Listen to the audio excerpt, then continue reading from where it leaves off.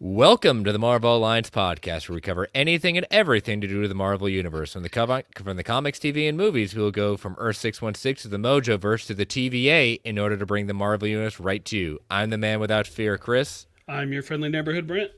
On to Master Magnetism, Travis. Alliance Assemble. Assemble. Volume 212. And gentlemen, let's freaking go! Only he didn't say frickin'.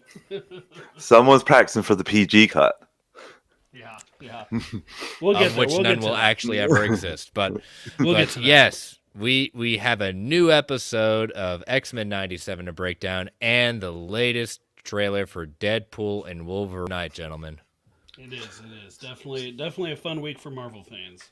It's good to be a Marvel fan. That's right, Brent. Yes, it is.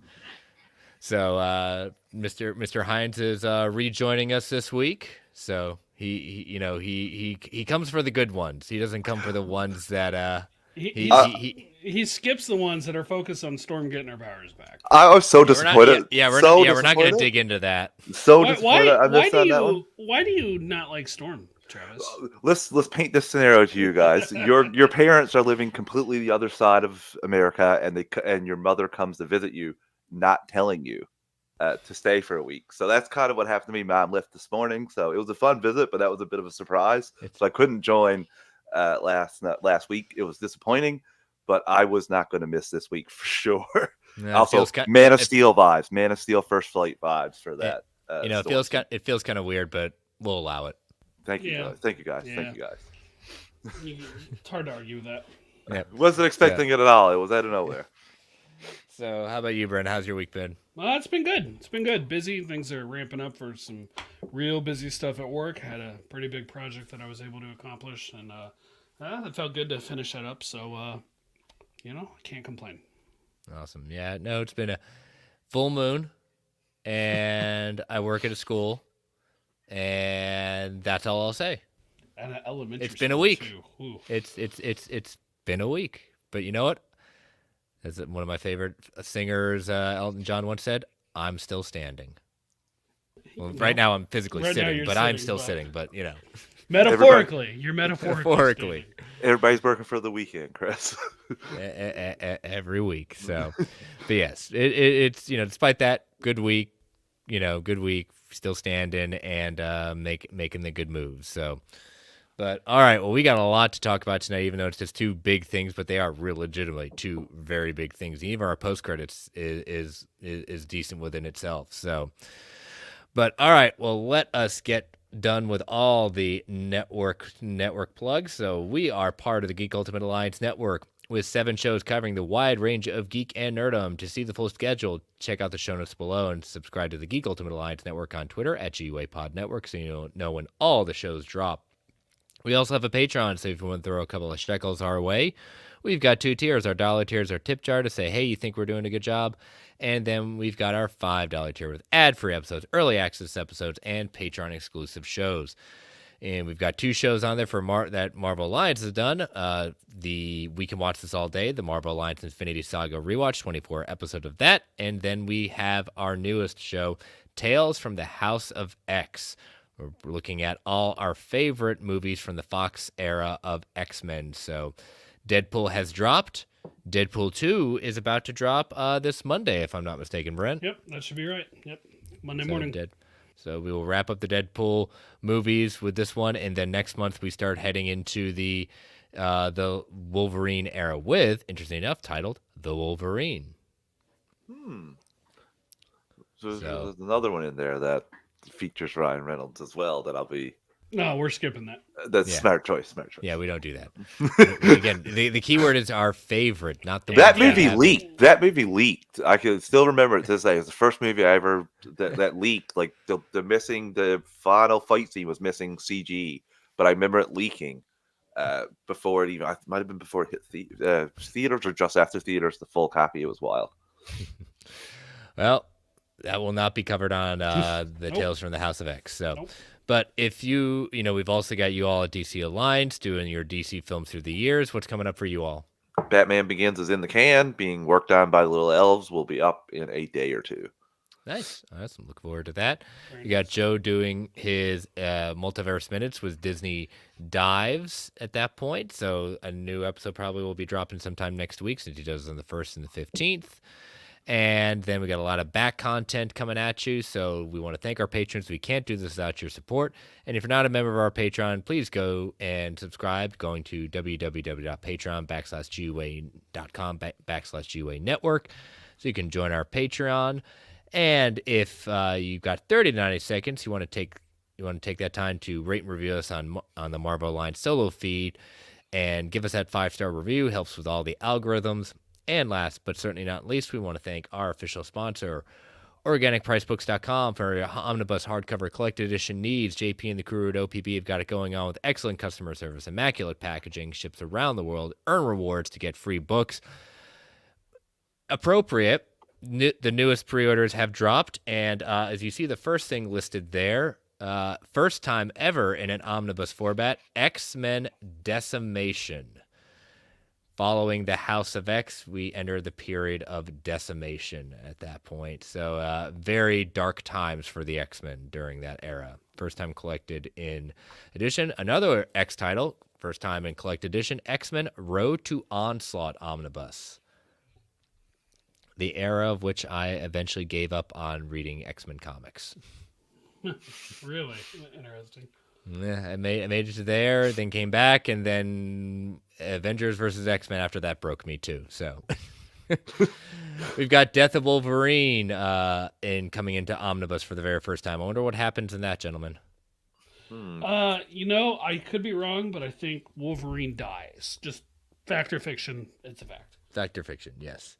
And then we've got Hulk by Cates and Otley Omnibus coming into print for the very first time. So a lot of great titles. Go to OPB, use that code MarvelGUA at checkout to get $2 off every single order. And we want to thank them for being our official sponsor. All right, guys. Episode 7, entitled Bright Eyes. So we talked about last week, definitely homaging the what Rogue said to Cable right before she punched his lights out, saying, "Look up there, bright eyes." So a lot of meaning behind that besides Cable. So high level thoughts on this one, guys.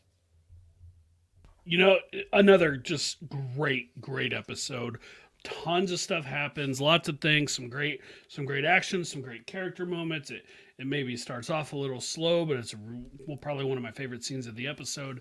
And then just where things end, it's super dark, it's super twisted. I was thoroughly entertained for the entire time. Just absolutely, they nailed it out of the park. Just total banger. I'm agreeing with Brent again, as per usual with these episodes. This was fantastic. Dark is a great way to put it, Brent. I really enjoyed this. I find myself, when I see it starting to be like 30 minutes, okay, just get ready for your average 30 minutes. Halfway through, I'm shocked that I'm like, what? What else are we going to get here? Like, they go through enough for me, even if it moves slow at sometimes. We got some major cameos here, which opens up a lot of possibilities going forward that I hope we will discuss when we get to that point. And just where the X-Men are now is like, we've never seen them like this before with this iteration, including the 5 seasons before, and it's very interesting. And I wonder what the fallout is going to be of all of this. Yeah, it was. I was this episode. I had like kind of expectations for it, and it met them and exceeded them. With certain things they were having to deal with. We took a kind of an interlude with what we were doing, but this episode truly sets the table for what the final 3 episodes are going to be for the season finale. Like we're dealing with the fallout. We're dealing with how people deal with grief and how do they move on and what do they do to push forward. And again, this is we've said it over and over again. This is a series that is meant for the fans of the show, like through and through.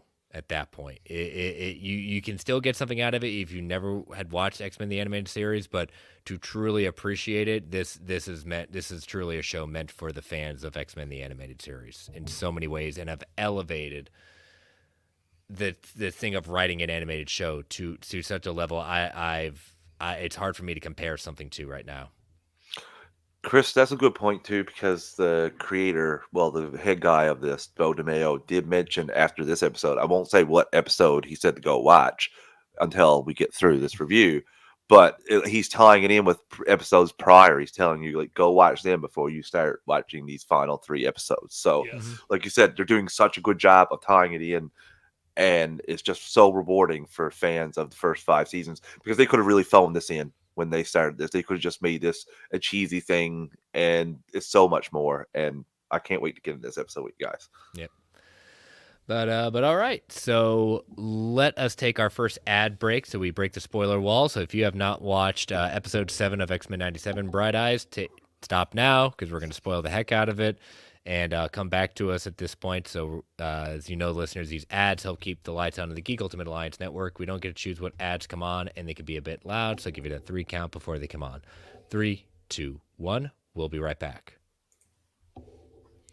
And we are back. All right, so as always, we start off with looking at what is different this week with the intro. This week, it's only one thing, and it's been the one thing that has been always a change with every single episode, is who is staying previously on X-Men. In this case, good, because I couldn't find the differences this week. There was not. This is the first episode that has not introduced any new sequences this week. It is just Rogue saying previously on X-Men, and no, I do not have a good way to do Rogue's voice. You're not getting that. Usually whoever's the voice, usually they're the emotional center of the episode. Yep, and that's definitely the same thing here. And Bo DeMeo says each one of these episodes has had a focal point for every single episode, and people are saying we're missing a few characters that got it. He says they're coming. Keep waiting, including for our lovely, Wolverine. He will be getting an episode. One of these 3 will be his focus. He has hinted towards that. He will be a focal point. I'm sure he'll get his due. You're not going to leave Wolverine on the side for too long. Nope. So that's the only one this week. Otherwise, we've gotten the Cable versus Apocalypse. We've got Cable, Wolverine, and Storm fighting Nimrod. We've got Nimrod coming out of Master Mode. So all these were legitimately still applicable to this episode. Right. And there's still one that they've showed several times with Bishop and the alternate timeline, Storm and Wolverine, but we'll probably bring that up later. Yep. Did I see a shot of future Magneto too in there for a second? Who leads Storm and Wolverine in that future timeline? I thought I saw one shot of him, but I could be mistaken. It might have been through another video that I think it was probably through another video. Yeah. So, but all right. So we then go to the funeral for Gambit that Nightcrawler is presiding over. Rogue is not there. And Nightcrawler, as a character in the comics and even in the episodes of the show, has always been a deeply religious mutant. So it's not a stretch that he is presiding over this, but it also is appropriate because of the connection he made with Gambit and Rogue in the episode from the original animated series. I do like a lot of the card and luck references during his eulogy. It's not, one would think that he's definitely not doing it to be cheeky or funny. He's doing it because it's how Gambit led his life. Right. It's Gambit's style. He's honoring that, and by using that, he's honoring Gambit and the way he would want people to remember him. And I loved that scene so much. As rough as it's been these few episodes, like I really enjoying Nightcrawler's inclusion with the team and the elevation of his status with the team, making it all the way to the opening credits and stuff. That is something that I hope just sticks, for the duration of this show. Keep Nightcrawler around. He's always been one of my favorite X-Men. I've loved him ever since I first really saw him in Pride of the X-Men, the one-off cartoon show. Like seeing him, I've just always loved his characters, so it's really been great to see. That VHS is getting played for you, Brent. I've got that Pride of the X-Men. No, it's in a drawer over there off camera, but I have that VHS tape still.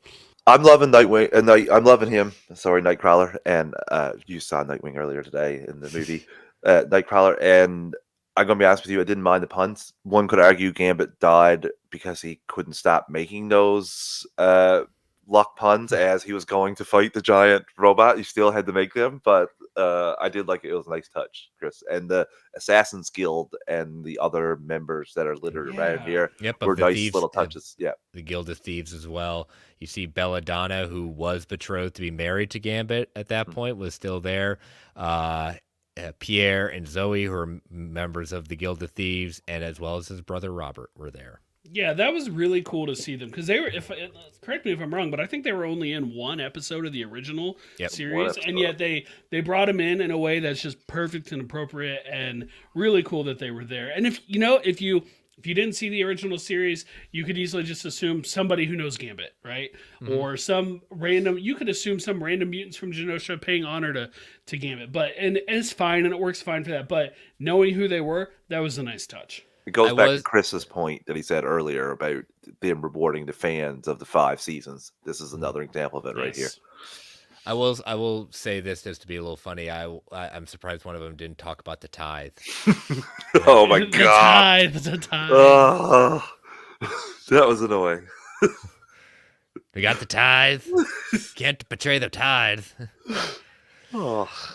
So after the funeral, we do well even before the Jubilee's even saying like, I can't believe Rogue's not here, and being a young upstart, she doesn't understand. It's like everyone grieves a different way.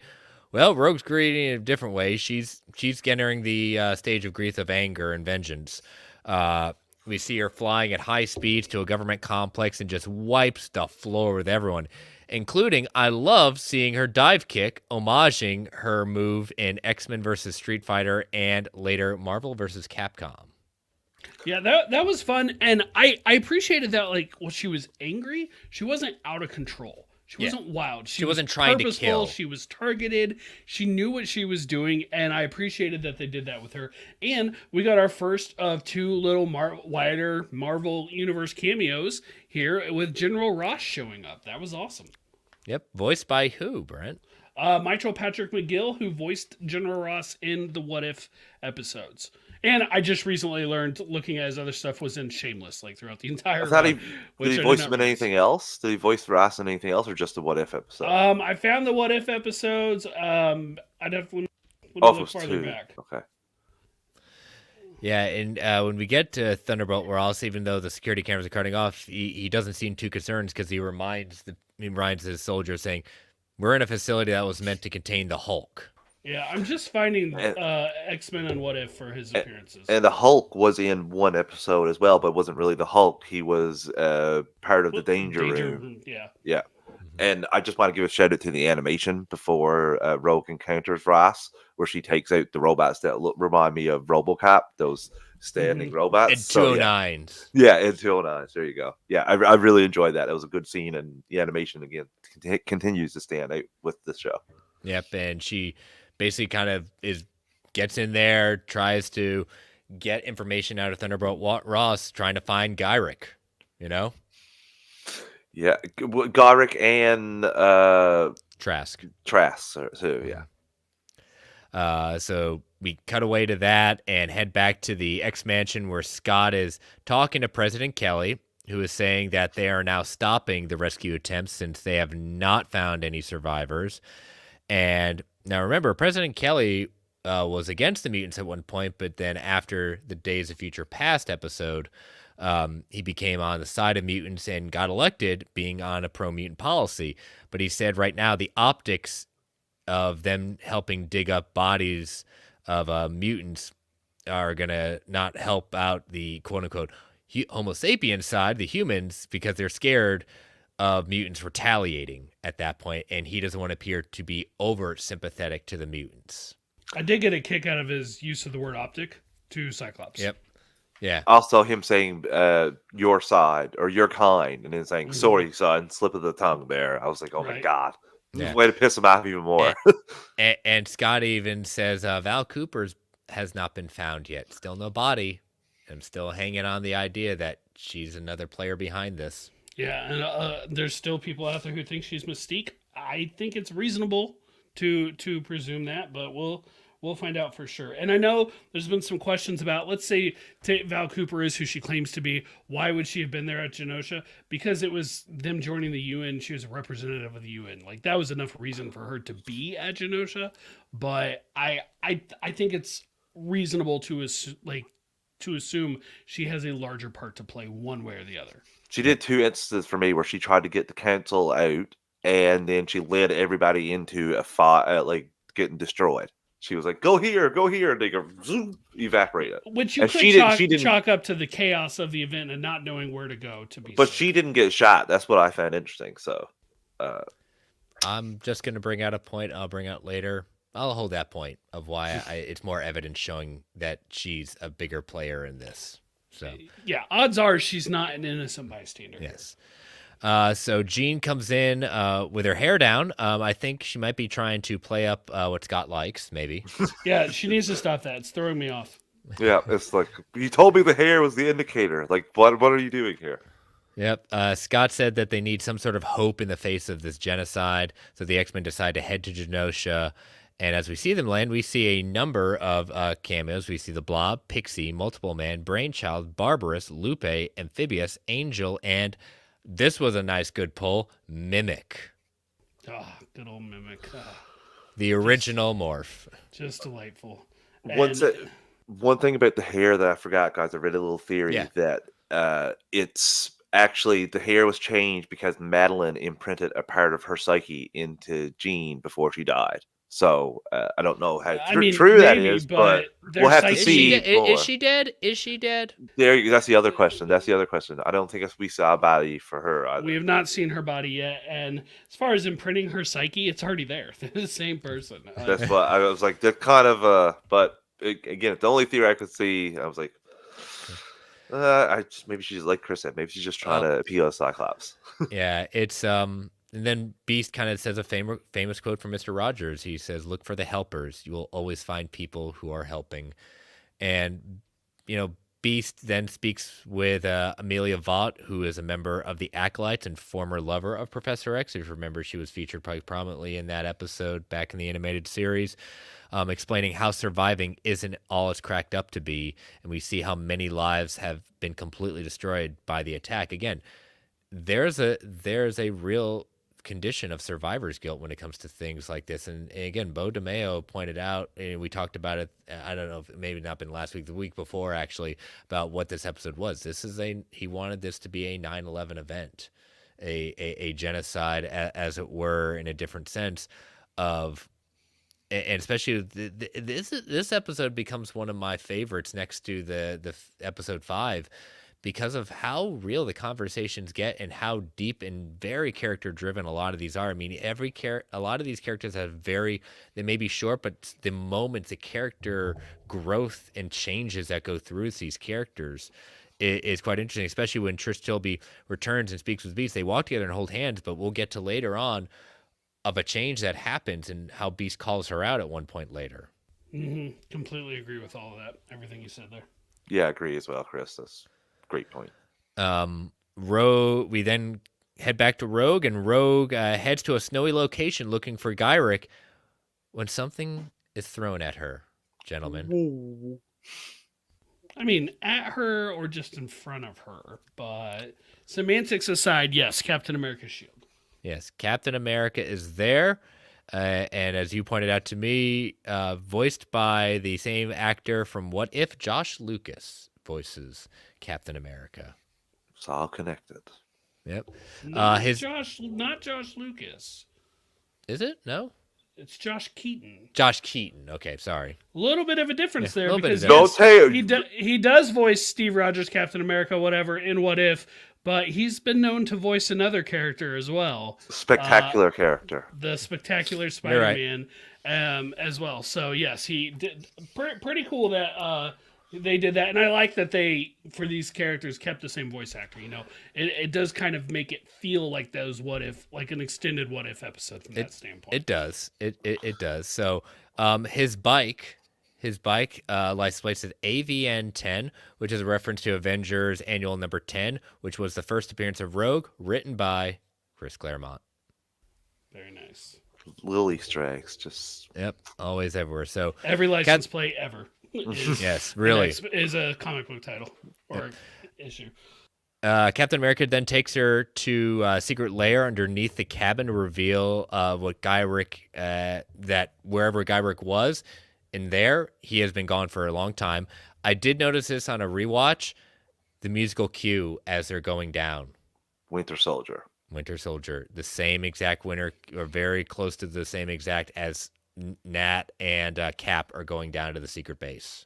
I got vibes from that anyway because some of the monitors had the same kind of weird tempered glass and thing over them that they did in the Winter Soldier. So yeah, I got extra vibes of it just watching it. Something that I was reminded of seeing Rogue and Captain America specifically, briefly, albeit very briefly, working together on this particular mission as they're kind of feeling the room out, seeing what's going on, and pulling their information.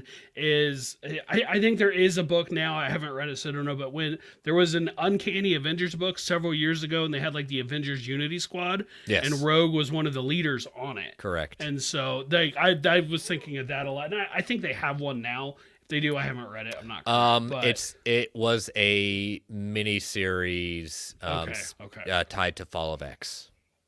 Not bad, actually. Not bad. Is it worth reading? I think so. It was good. I liked it. I might put it on the list. Yeah. I'm reading some of that Fall of X stuff. So. Yeah, I would put that. That was a decent title. I would say it's worth a read. But yeah, the original Uncanny Avengers written by Rick Remender. Mm-hmm. Yes. But you see these letters around OZT, and Rogue sees that, asks what it is, but Cap doesn't know. I know what it stands for. It stands for Operation Zero Tolerance. Correct. Mm-hmm. And so we'll talk a little bit more about that later as we get towards the end of the thing, but that is based on a very famous comic arc from spinning out of the post major event. So, but are you looking for the event? That's in. I'm looking for actually right now. I'm going to grab it. It's Messiah in just a Complex, second. Right? No, it's actually spinning out of post Onslaught. Oh, okay. I'm thinking the wrong one. But I'll grab it in a little second when we get closer to that. So Captain America says that once he gets the green light, he will lead his team to Mexico to apprehend Guyrick, but he is not going to allow Rogue to be a part of it because his hands are tied. What team could he possibly be assembling, gentlemen? We actually had a question on that. Let me see. Because I would say that is a breadcrumb that you could go down the line later if there's maybe it's not planned in the first two seasons, but at seasons 3 or 4 or 5, you could have the Avengers versus X-Men storyline play out, and I love those little nods like that. That was awesome. Yeah. Phil had asked questions about that. Okay, well, we'll hold that then later. Okay. But yeah, so Rogue doesn't like that answer. So what does Rogue do? Like any petulant child would. Well, at first she's like, okay, if you're not going to help us, you don't need this. And she takes the shield. And I thought she was going to fly off with it. And we were going to see Rogue whooping some ass with Captain America's shield for the rest of the episode.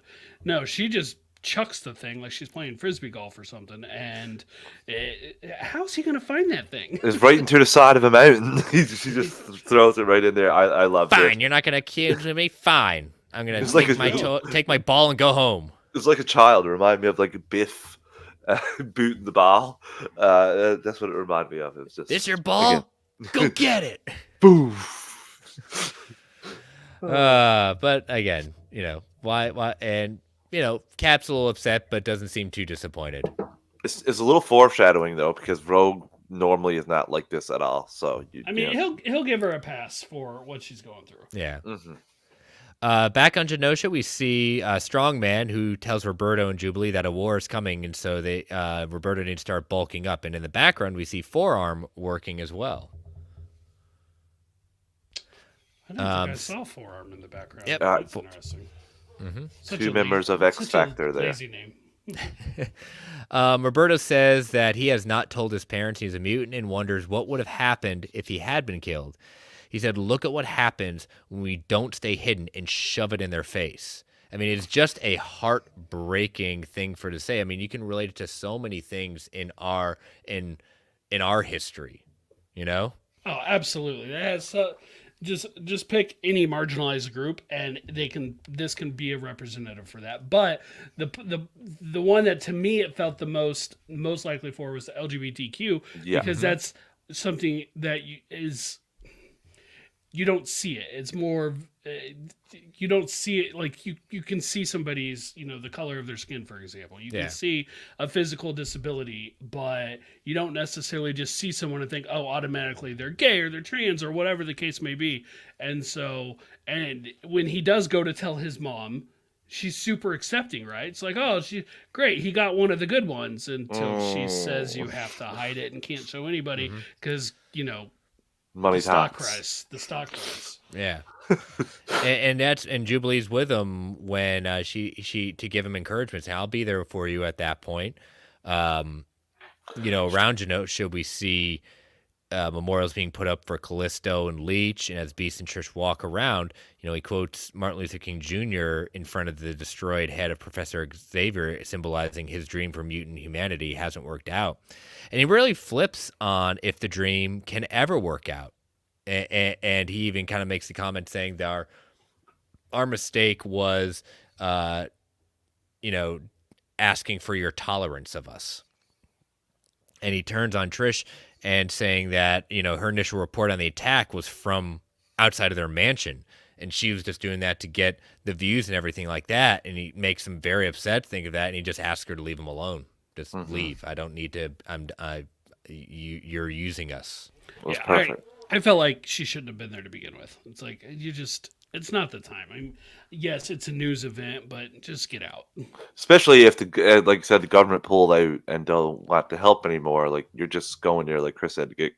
Well, he's typing another thing, but just more to get clicks and views. It feels like, and it's interesting to see Beast do this flip. That's what's interesting about this whole episode is that some of the characters that were rocks for the X-Men are now shaken to their core beliefs, and it'll be interesting to see where they line up by the time the end of the season rolls around.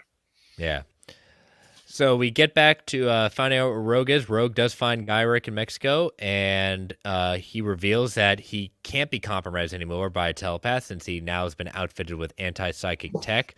Rogue says she doesn't need that and just touches him and gets a flash of some sort of individual. We're going to hold off on that revelation till later, and then flashes to Nimrod before it goes completely black, and we don't know what happened at that point. And it's, we're starting to putting some pieces together, gentlemen, of what's going on here. We are the puzzle. The puzzle's coming together. It's coming into focus. Whatever you want to call it, theories and stuff that have been speculated on are starting to solidify. Mm-hmm. And we head back to Genosha with Scott and Jean trying to find any kind of survivors. And Jean talks about her time as a Phoenix, and she's died a number of times, but as Scott said, she keeps on coming back and being reborn. And during that time, she gets a lot of psychic imprints of people's last thoughts. She sees flashes of rats, Madeline, Emma Frost, Sebastian Shaw before they were quote unquote killed. You're almost getting like the view of the rats and what they saw the moments before. Yeah, it was kind of disturbing thinking about that. Really, it was really good animation too, showing that, going back and forth between it, showing Vic and Jean. And what do you mean, Chris, about not really killed? Yeah, I've said, Jean gets a psychic ping, and Scott immediately goes, Madeline, and it's revealed that it's not Madeline, it's Emma Frost, who has activated her secondary mutation and has how she survived was going into her diamond form. Is how she survived, and that was created. The idea of the secondary mutations, particularly this one, was created by Grant Morrison. Yeah, they didn't call it that, but they said, "Oh, she's never done this before," and I was like, "Well, that just made me wonder: are we going to get more secondary mutations from some of the others?" Wasn't it because he couldn't use a different character or something for the reason? Colossus. There you go. That's what it was. Which there was a reason behind that. So. With and including like Emma Frost is very paranoid at that point. She sleeps in her diamond form because of that reason, for fear of getting, killed. Sure, makes sense. Yep. So during that, after that, Scott starts shedding tear because he's starting to lose hope that Madeline's alive at all. But I'm on team Madeline is still alive. Yep, I'm with you. I feel like we would have seen her by now if she was truly dead. Yeah. I think at the very least, if we stopped seeing Cable, then she would be done for good. So I think that Cable's still being in play, because I do think when we see him at some point, you get an idea of he's not really caring about these people. There's one person that he's focused on saving, and we got that in episode 5. Yeah. So they do get a message from Bolivar Trask on the Blackbird telling them he needs them to come to Madripoor to the UN Peace Legion building because he knows who did this mutant massacre, of which I did. He said There it. it He is. said the He line. said it. He said the line. And obviously they don't trust him, but they really have no other leads to go on. So the X-Men take off and head to Madripoor. And, we already went over the whole thing with Birdo and Jubilee and that whole thing. So then we see, all of a sudden we cut to Rogue waking up and seeing Nightcrawler. And he makes reference to, them being, half siblings. And it's the Day of the Dead. And he sees that she is struggling, just outright struggling with this. Again, she's going through the seven stages of grief. And he reminds her, he said such a great line saying, you think like you did. 5 stages. Yeah, sorry. 5 stages of grief. And he says something to the effect of, you didn't kill them. You helped both Gambit and Magneto live. And that's what causes her to break and just finally start sobbing and releasing just all this pent up sadness. More of that good Nightcrawler stuff, and being like the team council. You knew he was going to be the one to break Rogue like that, and she needed this. You think her character is going to heal after this, just from seeing this emotional outburst, but we'll see.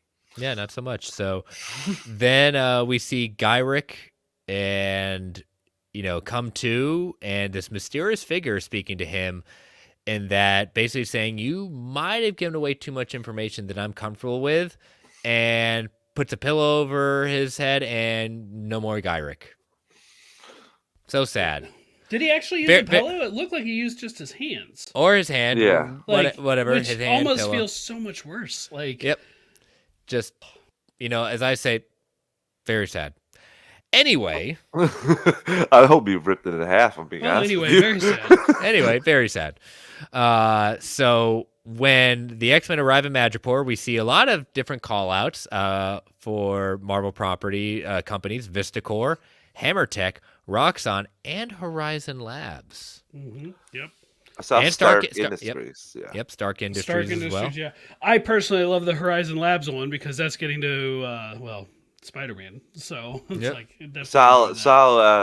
oh my God, what is it? I can't remember the juice now that they use. Oh, yeah. The Hulk. I saw that too. Yeah, the company from the Incredible Hulk. I can't remember the name of it now. It's escaping me, but you are right. You are right on that one. So they use a secret gateway that Trask told them about, and they never run out of diet soda. So behind the vending machine, they find a huge secret lab with hybrid humanoid sentinels. More signs of OZT, Operation Zero Tolerance. They find out that Trask was working under a dark UN charter to create sentinels the entire time while publicly upholding the law by trying Magneto, and they were recognizing Genosha as a nation, but keeping an ace in the hole in case mutants got out of line. And this is what Operation Zero Tolerance is all about. The idea that they are done dealing with mutants and they're going to take them down. And this is why because in episode 1, who was carting off all the Sentinel tech? Val Cooper in the UN.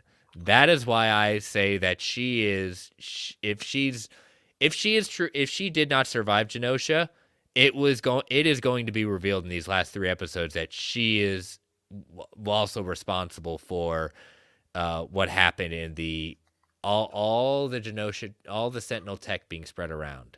Oh, she's a much bigger part than dying and us not seeing it until Yeah. she's still alive. And Chris is right; she definitely has a bigger part to play. I just don't know who she is. Is she just Val, or is she somebody else playing Val? We've Remember, seen you so gotta be many careful with which Val, because shape-shifting. there is another Val that you can't even say her name. Don't You call can't her even Val. think it. Don't call her Val. Yeah. So then we hear Trask's voice like a recording saying, Asimov's lofts be damned, we cannot limit our scope. You know, Trask thought AI is the next big leap. But remember, and for those of you who are a sci-fi fan, Asimov's first law of robotics is what, gentlemen? Who knows? Oh, I'd have to look at it. Robot The can't robot can't attack turn or on- kill. Cannot harm a human. But Sentinels do that with Master Mold in the first season with Senator Kelly when Master Mold wants to replace his brain with a mutant. So they've already violated that law. And he builds more. Yep. And so B says this tech is light years ahead of theirs. And it was probably brought from the future. Who else was it brought by? Nimrod. So then Beast... Go ahead. And I'm still wondering, where's Bishop? Because like when we first saw Nimrod, it involved Bishop. So I'm like, why isn't Bishop coming back for this? Yeah. My first thought was, where's Mr. Sinister, if I'm being honest with you, because we've seen him sprinkled throughout this. I'm like, there's no way with the green he doesn't have his hand in this. Yeah. The green shooting of the Sentinel. Beast calls Trask a poor man's Oppenheimer, and then they find Trask standing outside the lab, and he's quoting Oppenheimer, saying that now he's become death, the destroyer of worlds, because of what he's responsible for. He ushered in a new dawn of destruction. He brings up that Mr. Sinister has been working with Trask to get him to do what he wanted, and why the big player behind the scenes needs him. So Rogue's going out there, looks like he's preventing him from jumping. But when she's pressing him to get more information, he says he has nothing. Well, then she's like, well, then I don't need you basically anymore, and drops him. And the team is just left in disbelief. Rogue is not sorry at all for what she does. And Scott doesn't admonish her. Wolverine responds by saying she did what we all wanted to do. This is a big change. They are no longer superheroes. They are now soldiers. And it feels relevant. At least 2 of them could have potentially saved him. Both Jean and Nightcrawler. Jean for sure. Probably Nightcrawler could have saved him if they had really wanted to at the time. And don't put them all into a group, Chris, because our boy Morph actually objects and says, "Like, what are we doing here? Like, is this who we are now? Yeah, is this who we are now?" Yeah, but it is one could view it as an objection, or it's a sense of a question, like, what are we doing now at this point? I mean, it's definitely tracing back to even another story arc, Schism, when Wolverine and Cyclops became very much on huge opposite sides of what to do moving forward with the X-Men. So much so that, spoilers for that series, you've got one side going with Cyclops, who views their X-Men are now soldiers, and then you've got Wolverine on the other side wanting that, no, they're not soldiers, they're kids, we're going to train them, have an education, but train them how to use their powers for not an offense, but for protection. And that led to the 2 sides being formed at that point. Cyclops with his team going to Utopia, and Wolverine heading to the now renamed Jean Grey School of Higher Education. Yes. So great series at that point. But I feel like, Chris, you were talking about it with Snell earlier. I missed most of that conversation at the time, but I feel like one way or the other, I'm in agreement. Like I think we're getting 2 different squads, 2 different groups. Yeah. Whether that's taking us back to the blue and gold era, or more like this with Cyclops over here and Wolverine over here, but they don't. Or in this case, we'll themselves later code find out names. maybe another person leading them. Or maybe another person leading them. I feel like we are going to get multiple different squads.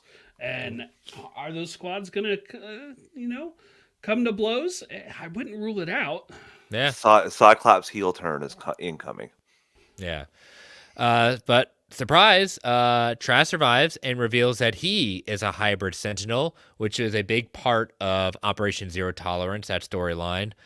and humans becoming mutated into human hybrid sentinels, and starts attacking the X-Men and taking them out very easily. We even get another cameo. Morph transforms into Quicksilver, powers and all. Mm-hmm. Yeah, which Morph got quite the upgrade from the original series, where they never had him turning into other superpowered people or other mutants, and I do like seeing it. It's cool to get the little cameos. I want to see him morph into someone who's got powers but is not a mutant. I'm like, can he do it? Like, could he morph into Spider-Man or Iron Man? Iron Man doesn't have powers. Yeah, it would be interesting. So, he's transformed into a priest before, so could he turn into Luke Cage, like somebody like that, or the Hulk or whatever? Yeah, it'd be interesting. However, when it comes down to Cyclops and he's got his boot over him and calls him Orphan, a grenade appears, stops Trask, and Cable appears to save the day. Cyclops then finds out that who Cable is, and that is his son from Jean. And he only knows this because of the she only knows this and figures this out because the telepathic message Madeline left in Cable's mind. But Cable doesn't have that time for the sappy father-son reunion. He even tells Jean, "Get out of my head. You are not her." I mean, that's, You're not her. Like, he immediately knows. Like, he can tell. But it's worth noting, he is a very powerful telepath or telekinetic and stuff as well. And zero time for his dad. That's the other thing. Yeah, I found that really funny. Like, screw that, Dad. Where's Mom? Right? Like, yeah. And again, I've talked about in the show. If Cable wasn't infected with a techno-organic virus, he is by definition an Omega level mutant, but he does not display those Omega level mutant abilities because he's using 3/4 of his telepathic powers, telekinetic powers, to keep the techno-organic virus at bay. So we've never seen a fully powered up Cable at that point. So we then head to Mr. Sinister, and the mysterious figure telling Sinister that he has failed since '92 to beat the X-Men, which is when X-Men the animated series originally premiered. Sinister says they were one of those villains, this mysterious figure, because of who they relate to. And he's been using satellites to spy on the Shi'ar and has footage of Lilandra saying that she is going to marry Charles and he's going to be the new emperor, which I think it's looking like he's going to release that out there to turn the humans even more against the mutants. I thinking that's what he's doing, because why is he displaying that? And it just seems like he's going to be using that to his advantage. To your point too, Chris, they do mention that they thought that Garrett killed, like the public thinks that Charles Xavier's dead. So that's a good point. That would be a way to push everything over the edge, especially with Charles coming back too. Especially how we close the episode, and that this person has been operating behind the scenes, technically even in X-Men the Animated Series. We hear a song being played. We heard it when Gyrick was getting killed, and now we see it here again. The Flying Purple People Eater by Sheb Woodley, which is about a purple alien descending from the sky to eat humans. We then see this purple figure come out. Even if you've seen it in closed caption, you already know who it is. You saw it the first time at that point. It is to reveal, as we talked about a few episodes ago, a picture. And I pointed out that halfway, there's a figure that's left abstained. And that person is also at the gala celebration in Genosha before the attack. It is Bastion. He is holding hostage someone. Who is he holding hostage? Magnus, Magneto, Eric, whatever you want to call him. I had a feeling that he's alive. He was not going to be. He did not die. Now Bastion, and if you don't want spoilers, fast forward about 30 seconds. If you do not want spoilers of who Bastion is, I'm just going to date. So 3, 2, 1. Spoiler wall is up. Bastion is a machine who is a fusion between Master Mold and Nimrod. He was part of Operation Zero Tolerance wiping out the mutants. He is a mutant hating machine, voiced by one of my favorite actors. I just lost it. Theo James. Theo James. Yeah, Theo James. It's that mind farted moment. Yeah, Theo James. I am a huge fan of his. I loved the show Golden Boy when it was on. Deliver. That whole MCU legacy casting, or Yeah. Marvel legacy casting. Marvel legacy casting at that point. I talked about in the vodka stream last week. He is my fan casting for Bruce Wayne Batman in the DCEU. Ooh. So I because I know a lot of people were thinking that he was going to be portraying Captain America, and I'm glad he's not. I'm glad he's Bastion because he's got a great voice. Outstanding role in season 2 of White Lotus. Here's a theory I want to put out there. And I just kind of hinted at it. Nimrod sent Gyrick to take out, or Bastion sent out to take out Charles and create a dark future he wants. But now that Professor X is alive, that puts that future in jeopardy. Entire thing, yeah. That makes sense. That tracks. Because him coming back, that future that Bastion Nimrod wants is now in doubt. Well, that goes to your point too, because he got rid of Gyrick because he showed a couple flashes of who he was to Rogue. He doesn't want that kind of stuff to happen. And also, why else watch the monitors of Professor X all the way up there if you don't want him to not be around? Even a hint of him coming back jeopardizes his plan. Well, Professor X is the wild card. He'll put everybody in the world in school. Yeah, he just wanted Professor X gone. And I tell you, just that scene, I mean, it was cool to see the theories of Magneto survived that get proven right, yes. Especially how creepy. The creepiest thing of this entire series has been the way Bastion started shaving Magneto's face. Yeah, that was just started shaving. It's like, oh, can't have a little bit of 5 o'clock shadow there. You got to be clean shaven for when you inevitably break out and we have to throw down in one of the next couple episodes. But how flaunting it is. What is that straight edge razor made out of? It's metal. Right? And it's what can't he use at this point? He doesn't have access to his powers because he has one of the collars that was created, through a series of domino effects by Forge, yes. But he doesn't have access to his powers. He's shaving just a little flick of the wrist and he can cut his face all up. It's a pure power play and it's so creepy. I was just like, I am uncomfortable watching this guy shave him this way. And it goes to my point, the Geekverse guys brought it up last night, talking about, while some of them think Madeline's alive, what could possibly, why Sinister would want to work with Bastion, which is why I think Madeline's alive. He is somehow holding her because that was one of his greatest accomplishments, creating her to lead to the creation of what the Nathan Summers, who was supposed to fight and take down Apocalypse for him. Yeah, so I'm really looking forward to next week and kicking off this 3-part finale and just seeing. I'm ready for. At this point, I'm ready. I'm excited for the team to face off with Bastion. I feel like we're going to get at least 2 good face-offs between the two directly. The first one, Bastion's going to win. That's how it always works. But I'm ready to see that. And what episode, Travis, did Bo DeMeo say people should start watching? I can't remember. I was just looking for that, actually, Chris. I can't remember I know what it is. Is when Nimrod sends 2 people back to kill Professor X, so he never exists. So that was the One Man's Worth, and it's actually a 2-parter. Yeah, it's a 2-parter. It's a 2-parter, and friend of the show, Scott McClellan, pointed out to me again that that's my Age of Apocalypse episodes that I got. I said, yes, you're not wrong. However, they could do more and better with it. Mm-hmm. Sure, yeah, but yeah. Well, I think he replied that to it, but they can certainly go further if they wanted to. He replied, Chris, that deserves a full season. That storyline. Yeah, it does. I agree. So I absolutely agree with that.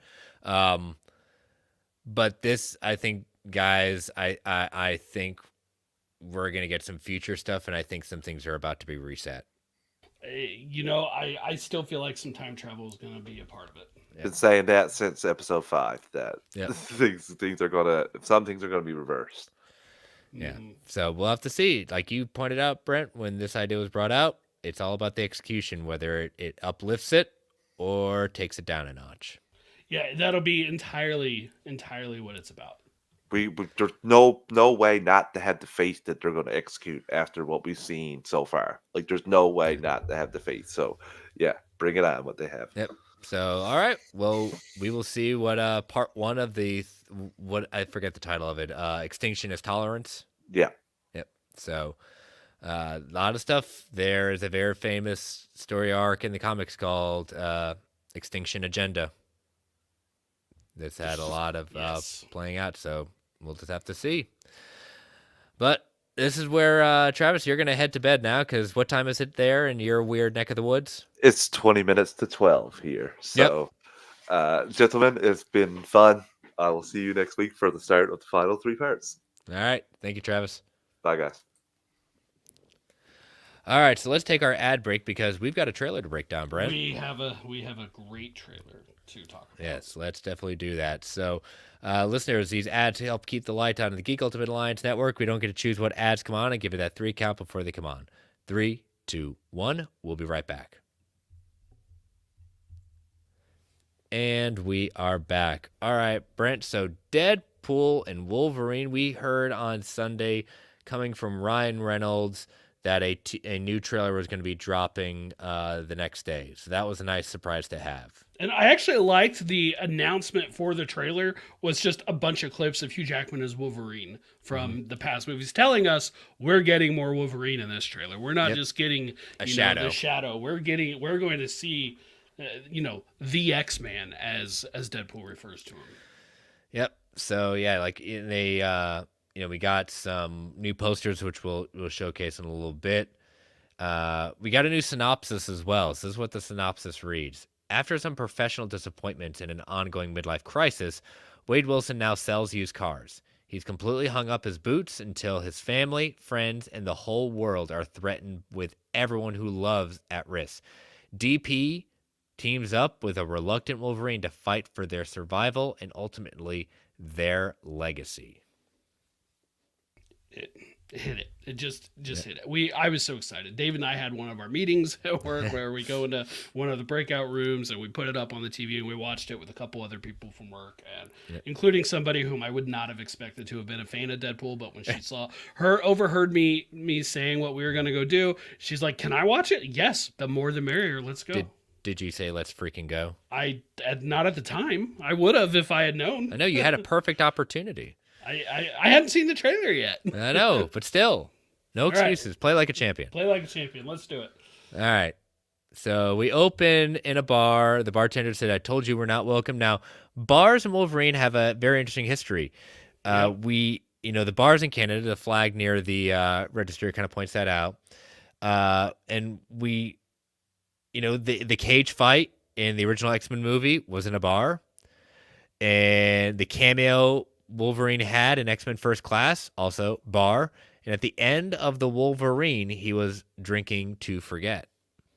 Yeah, and it also made me think just all the times we've seen just Wolverine at the bar, the game, the First Class, like you said, the first X-Men movie, but for me, like the first thing I thought of was that Insomniac game teaser.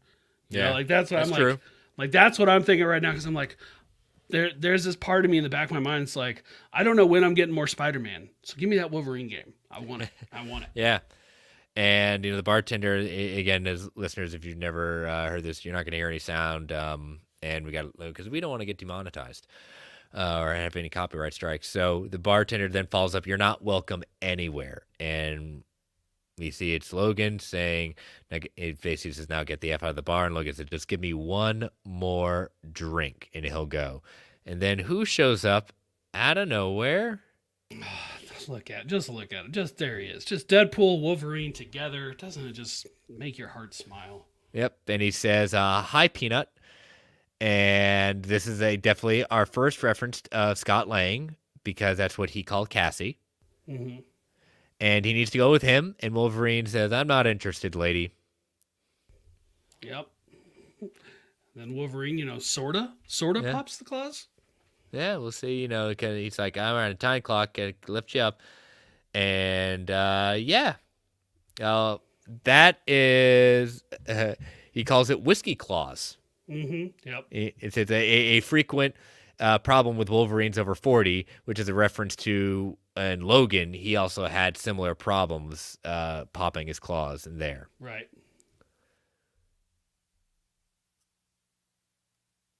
He said, "You don't want this," and he puts a gun in his face, and on the barrel of the gun says, "Smile, wait for the flash." This was actually the barrel of his guns was seen during the James Bond credits in Deadpool 2. And then right after this, go ahead and hit play. We see Wolverine lean into it and smile anyway. Smile, Yep. wait for the flash. Yeah, wait for the flash at that point.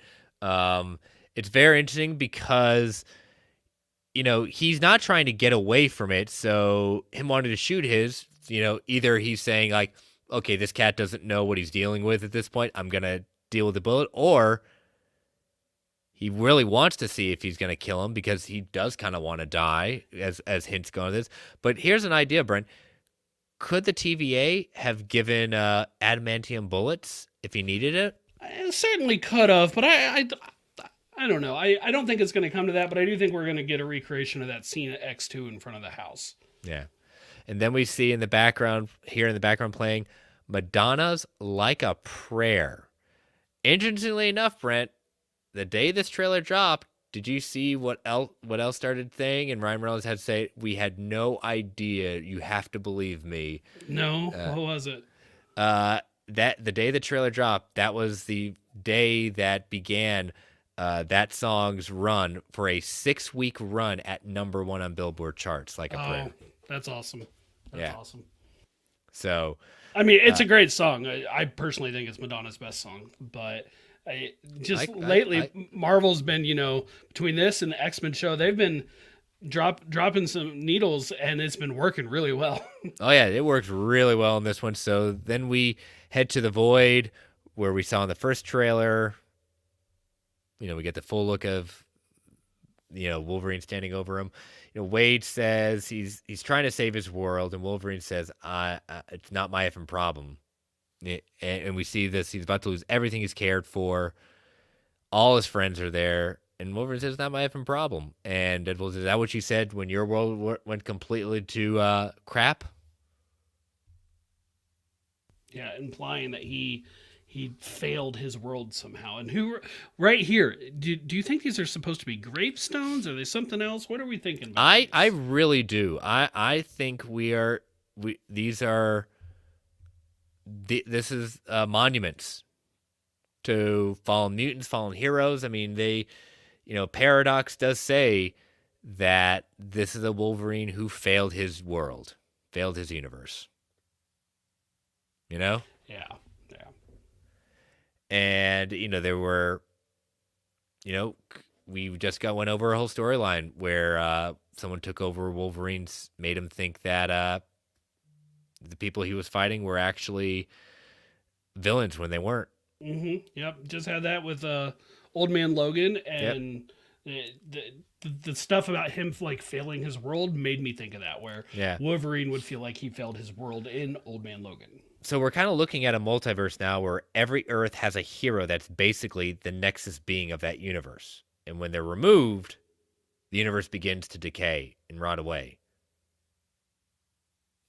Right. Mm-hmm. So Deadpool is being recruited to find the main heroes of the multiverse, and he's going to go after several different Wolverines, including maybe some others that have been rumored to be cast, right? Absolutely.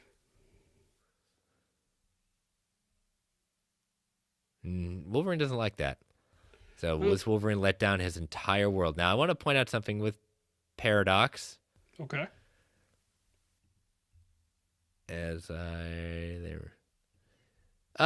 He's got his nose broken. He does. That feels like Deadpool or Wolverine, one of them clocked him. Yeah.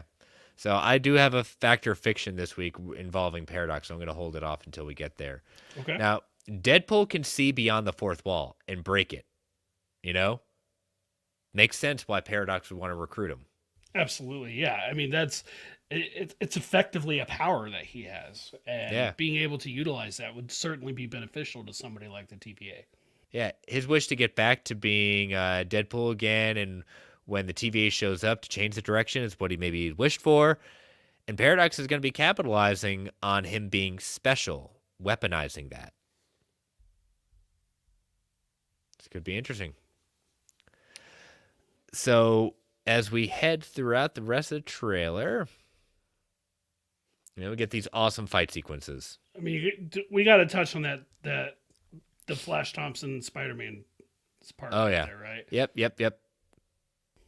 Right before that shot. Right Basically, Wolverine throws a few punches at Deadpool, and it exactly mimics Flash Thompson and Peter Parker in the first Raimi Maguire movie. Yeah, right bravo after for Peter just got his powers. Bravo for comicbook.com catching that. Yeah, such a cool. It's so close. I have to assume it's homaged. If it's a coincidence, well, it's a happy accident, and I'm glad it's there. But I've watched those gifs of the two side by side so many times at this point, and I would not. The director himself could tell me it's a freak accident, and I'm still not sure I'd believe him. They're so similar.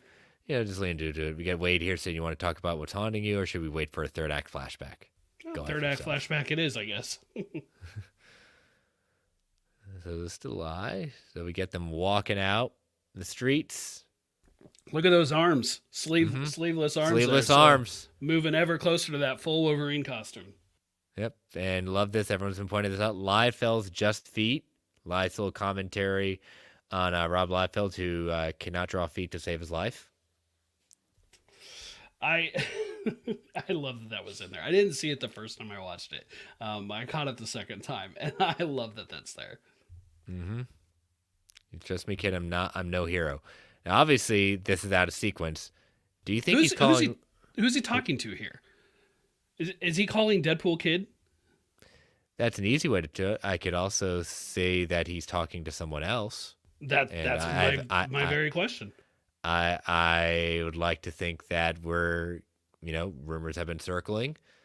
Daphne King is coming back to reprise her role as X-23, and I think we're going to get her in a costume. And I think, remember, he has said the same thing to her in that movie, saying, the comics. I think that's who he's talking to.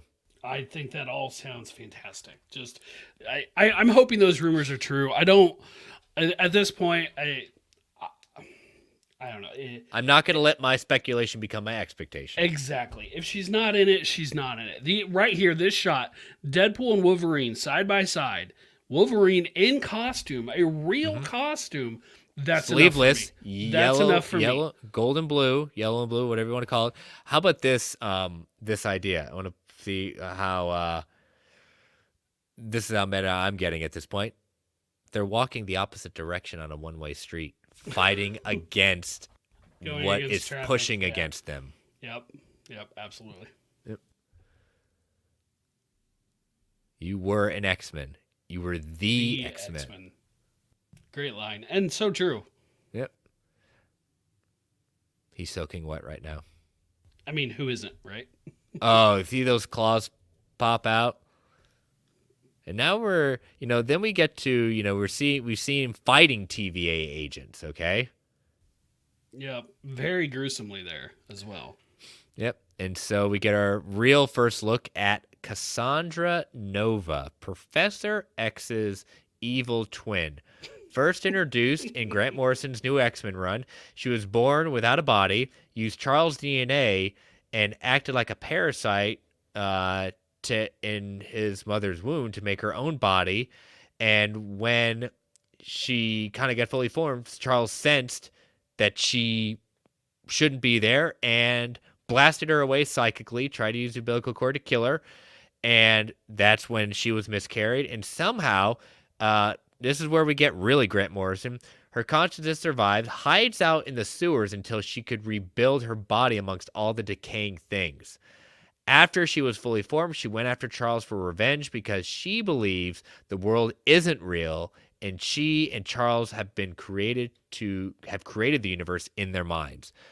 Again, that's as Grant Morrison as you can ever get.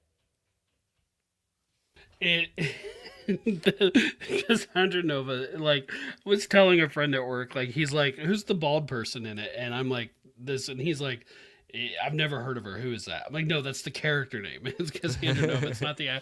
I was like, it's obviously Professor Xavier's evil twin that he may or may not have killed in the room and then somehow survived. Like, it's obvious, right? Like, Yes, it's totally it's obvious. so comic booky.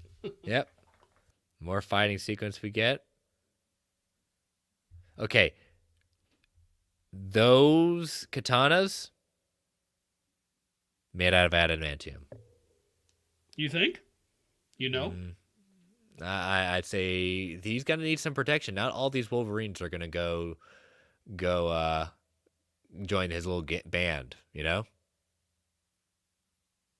Well, that's a good point. That's a good point. They're not all going to be for it. Like I'm sure, like when he faces down with Patch, whom we saw from behind in the first trailer, that's not going to go well.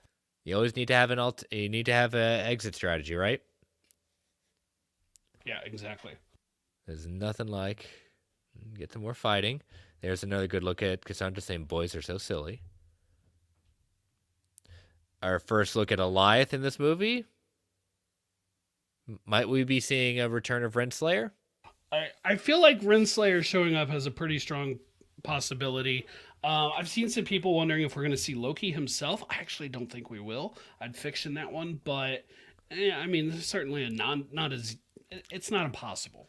Yeah. So we get a wider shot of the one where we saw Cassandra Nova. Ant-Man in Giant Man's form, the helmet coming off. It is the skull of Scott Lang. And we get a lot of supposed, cameos in this one. So many are in there. It's rather interesting to see how many are there. We get possibly our first look at Sabretooth, Lady Deathstrike, the Zazel, and Pyro in the background as well. Yes. And I think there's Callisto, right? Did you say Callisto? No, I did not. There's one over on the left that looks like her as well. Okay. So let's look at this. So this is Red Skull's car done in some very interesting paint with an Iron Man symbol. Unexpected combination, but you know what? I'm curious to see what they do with it. Yep, and then later on we'll see the truck from Moon Knight and the Fantasticar. Oh, Dogpool. Yep.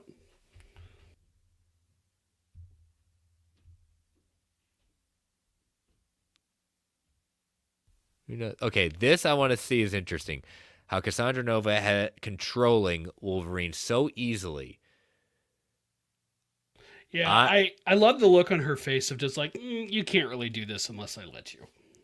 Maybe this is how we get our old man Logan for him. Like, could she have controlled him to do her bidding?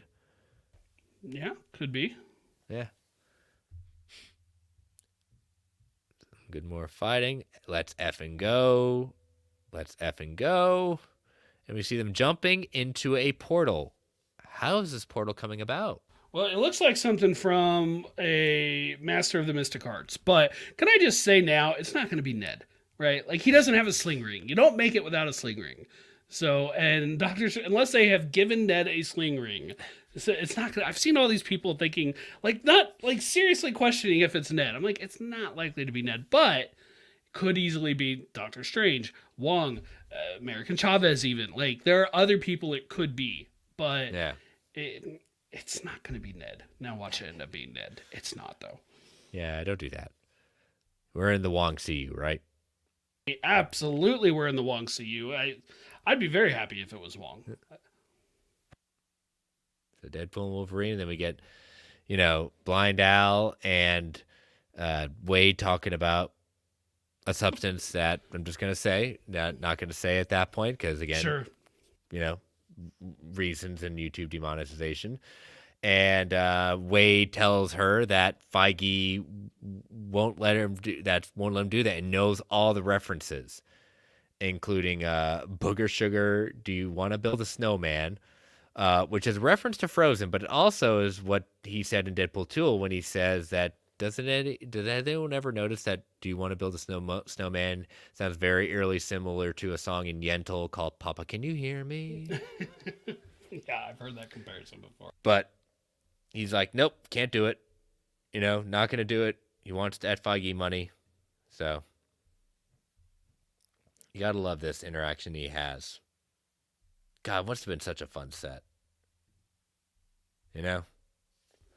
Absolutely. I love how that ends just with LFG, right? They're just leaning into it. And the way they did that, like in the trailer, gave me vibes of like the Avengers Endgame, which today is the anniversary of the first time we saw that movie.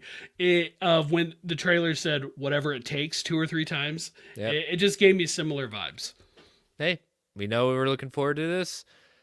I don't need any more trailers. I know there's at least going to be one more. You got to announce the ticket sales being gone live. That's usually typical with these movies, but these are the only trailers I need.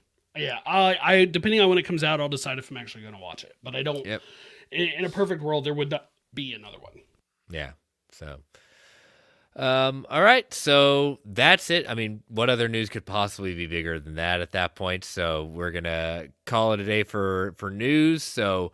We're going to take our final ad break before we get into listener questions, fact or fictions, and our new comic book club begins tonight. So, ladies and gentlemen, these ads help keep the lights on in the Geek Ultimate Alliance Network. We don't get to choose what ads come on. They can be a bit loud. Give it that 3 count before they come on. 3, 2, 1. We'll be right back. And we are back. All right, Brent, as always, you put out the Spidey signal. Got questions. Hopefully we have some good answers. Yeah, we got several questions this week. First up is 3 from Phil, starting with, in the episode Bright Eyes for X-Men 97, we are reintroduced Steve Rogers. He tells Rogue about his team. Do you think he means the Avengers? And if so, who do you want to see on the lineup? I think it's worth noting, we've seen this Captain America in this continuity with the team before. In the Spider-Man episodes with the 6 American Warriors, probably not that team, but it's worth noting he was with that team before. I assume at the time it was because they couldn't use the Invaders or the Inhumans, something like that. Yeah, I'm not, I would like to say the Avengers, or it could just easily be the Howling Commandos. See, and I thought it might just be a SHIELD squad. Or that too. So, yep. But yeah, by all means, I would love to see the Avengers. Mm-hmm. Next up, do you think Cassandra Nova is a variant of Charles, or do you think they will go with her comic book origin for Deadpool and Wolverine? Not a bad question to ask. It definitely gives me a pause to think. But I'm going to go with it's really Cassandra Nova. Yeah, the comic book origin is what I think they're going to go with here. I would not rule out the possibility entirely of a variant, but it's such a weird and out there origin, and that to me fits Deadpool so well. Like, it'll just fit in there. I want to see, and frankly, I want to see Deadpool's reaction to finding out her origin. So I'm hoping that's what it is. Fair enough. And then lastly, do you think Tom Holland's comments regarding Spider-Man 4 lead credence to the rumors about the story being pulled in 2 different directions? We'll talk about that in post credits. Yeah, we will. I'll just answer it here. Yes, but I give validity to those rumors, but we'll talk more in the post credit. Yep. All right, from David, with the introduction of Emma Frost, how long until we see more promiscuous behavior from Scott? I like how you cleaned up his. I did clean it up. Yes. How long? That's season 2. Season 2. Yeah, I agree. Season 2. I feel like Emma's going to be around a little bit more, and Emma showing up, that just... Scott likes his telepaths, all right? He likes his telepaths. He's got a thing, so we'll roll with it. Next up from Omari. This is nostalgia talking, but would you want to see Disney air episodes of X-Men 97 on Saturday mornings on TV, like when Ms. Marvel aired on ABC? Yeah, let's do it. That's how we get more eyes on this. Yeah, it says he thinks it'd be a nice throwback and attract viewers who don't have Disney Plus. I can't disagree with that. Great idea. My only hang up is this show is really not for little kids. Like No, it's it's really not. not. And so that would be my only hang up. But I love the idea of the Saturday morning cartoon. So absolutely. All right, and then one final question this week from Mr. Snell. If we did get an Avengers versus X-Men film, would you rather our MCU Avengers team face off with the Fox X-Men or a new MCU X-Men team? I mean, right now, the ones we're connected to the most are the X-Men animated series ones, so we don't have any connection to an MCU, a one that hasn't even existed yet. I would prefer that live action being what it was. Well, he mentions the Fox X-Men team. Oh, the but Fox X-Men team? I don't Oh. think the Fox X-Men team holds a candle to the Avengers, and so Yeah. I don't. With a couple exceptions, I just don't think it'd be overly interesting. I'm Yeah. gonna say give me a new MCU squad, Yeah, I'm going to go with new MCU squad. and that was our last question for All them. right. Thank you all for sending in those questions. So let me get out Factor Fictions from last week. These were yours, Brent. Gambit will return to life by the end of X-Men 97 Season 1. 55% said fact, 45% said fiction. Number 2, assuming Magneto is still alive, Cyclops will side with him in a debate with Xavier on how to proceed regarding the events of Genosha. 56% said fact, 44% said fiction, so Cyclops is going to break bad. And Sam Raimi will direct the Tom Holland Spider-Man 4 movie. 32% said fact, 68% said fiction. All right, so this week is me, And we have one from David, by the way. we have one for David. Okay, so all mine involve Deadpool and Wolverine. So does his. Oh, good.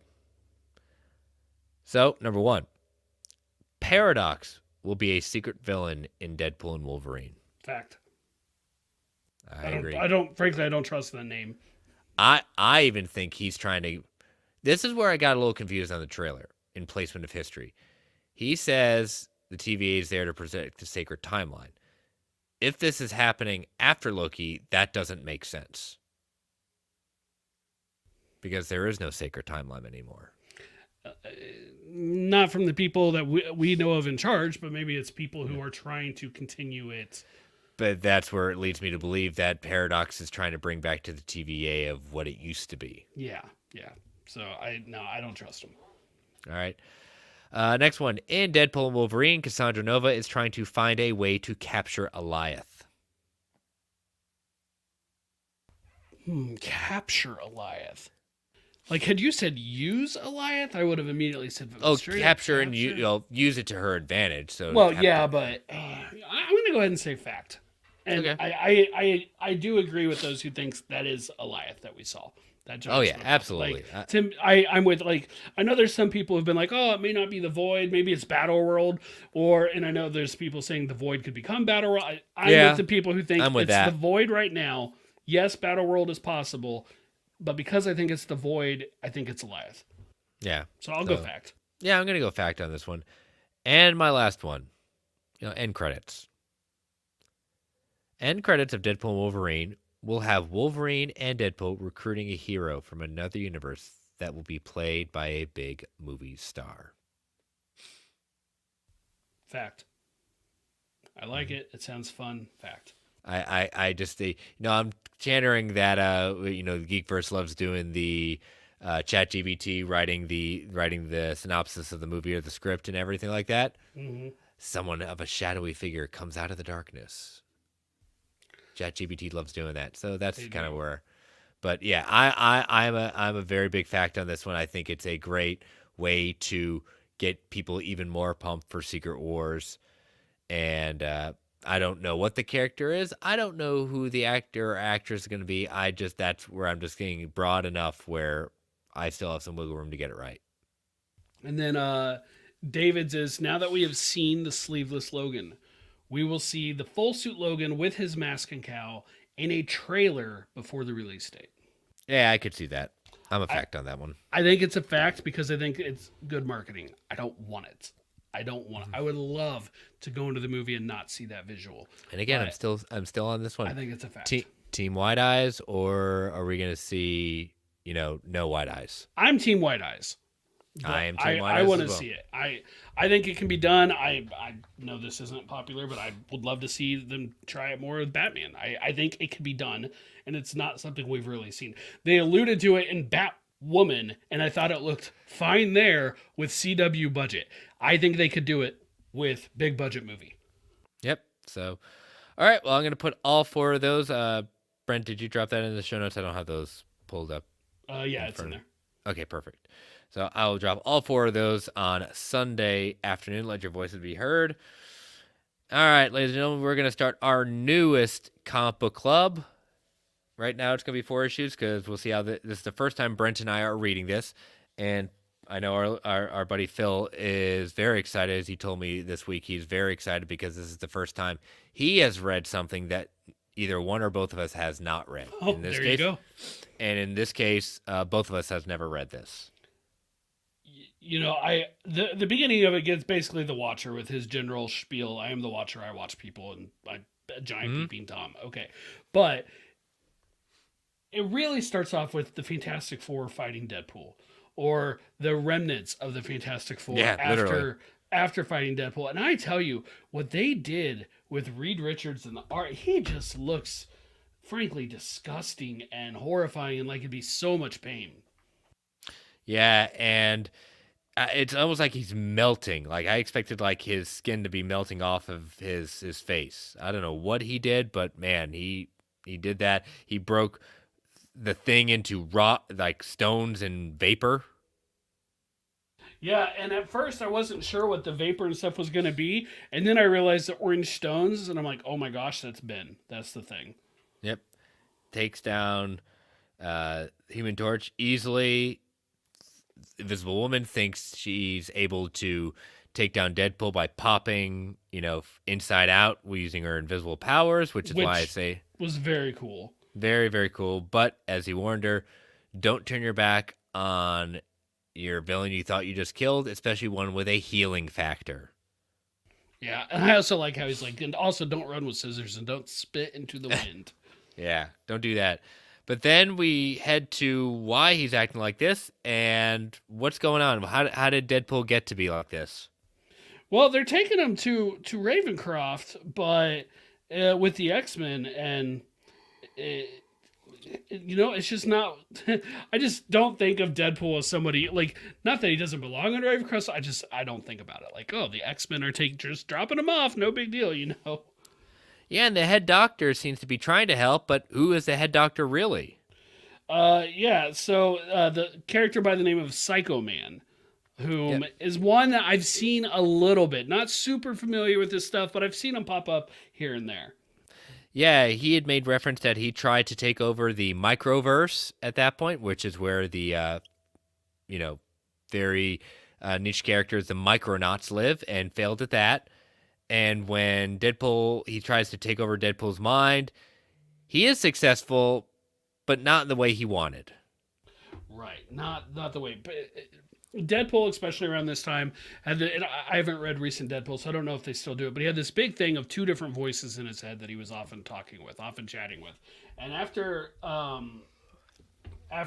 Psycho Man does his thing, basically those 2 voices are either gone or merged. I don't know which one yet. And it's replaced with a third voice. One way or the other, it's a third voice. And at one point, he even says, hey, where'd those other ones go? Yeah. You don't need them. Don't worry about it. Yeah. No big deal. And so he kind of starts taking people down at the asylum. And then he he attacks the Watcher, and the Watcher is completely taken aback by it. Yeah, I like how he's like, how did I see you? I don't see things the way other people do. Correct. He definitely does not. He cuts his head off. Yep. And so, yeah, I'm very intrigued. 1 for 1. I liked it so far. Yeah. So, I'm definitely ready for issue 2. Good start to the series anyway. Yeah, absolutely great start to the series. And one, I'm ready for the fun ride for these issues. So we will be heading to issue number 2 next week. And Brent, episode of volume 212 in the books. There it is. Yep. So tell people how they can follow you. Yeah, Brentech Prime on the socials, Threads, Twitter. That's, lurking lately. I've just been lurking more than posting because of time issues. But yeah, Brentech Prime. Go ahead, send me messages. DMs are open. Yep. And yes, you can follow me on Twitter at Chris Balga. You can follow my other show, World's Finest True Believers, and I'll be dropping a new episode this Sunday.